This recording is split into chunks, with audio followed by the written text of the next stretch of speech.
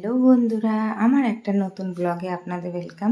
তো বন্ধুরা, সব কেমন আছো? আশা করি খুব ভালো আছো। তো বন্ধুরা, আজকের একটা খুব ভালো দিন, কি সব আপনাদের সঙ্গে শেয়ার করব। আমার সঙ্গে থাকুন।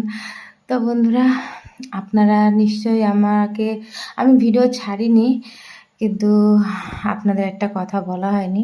আমি একটা নতুন ব্যবসা শুরু করেছি, সেটা হচ্ছে কসমেটিকের ব্যবসা করি। কিন্তু আমার তো লোক ধরা নেই, তো আমি বাইরে গিয়ে করি। তো আমার দিদি কিছু লোন নিয়ে আমাকে তুলে দিয়েছে সব, মানে কসমেটিকের জিনিস।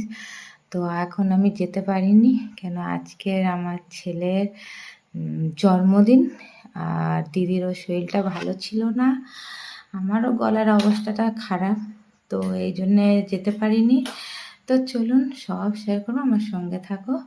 তো এই দেখুন, বাজার করে চলে এসেছি। আমি সব শেয়ার করতে পারিনি, তার জন্য সরি। বাজারে গেছিলাম, এসে চাল ফাল ভিজিয়ে দিলাম। চাল ভিজিয়ে দিয়ে এই যে আমি গেছিলাম মাংস আনতে। তো বলেছি আজকের আমার ছেলের জন্মদিন, তাই মাংস নিয়ে আসলাম। তারপরে এই যে আমার দিদি ছেলের বান্ধবীও এসছে।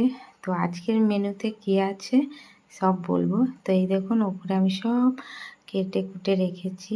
পেঁয়াজ কেটেছি, আদা রসুন সব পেস্ট হয়ে গেছে।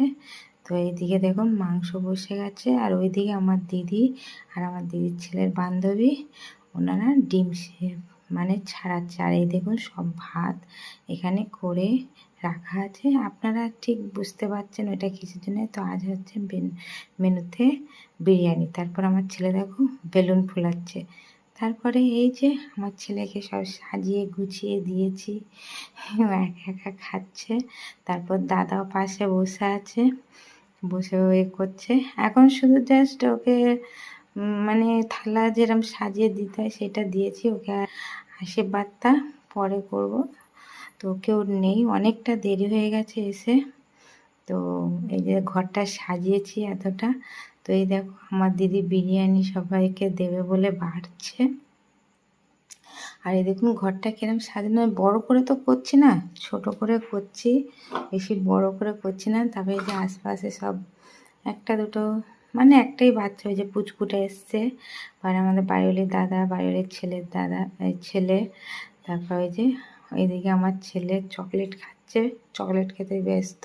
তাই পুচকুটা এসছে, এসে ওকে শুধু করছে, বারবার শুধু ওর দইটাকে এরকম করে হাত দিয়ে দিয়ে খাচ্ছে। আমার ছেলে একবার করে ঘুরে ঘুরে দেখে যে ও কী করছে, রেগেও যাচ্ছে কিন্তু কিছু বলতে পারছে না। তারপরে দেখুন মায়ের যেটা কর্তব্য, মা আশীর্বাদ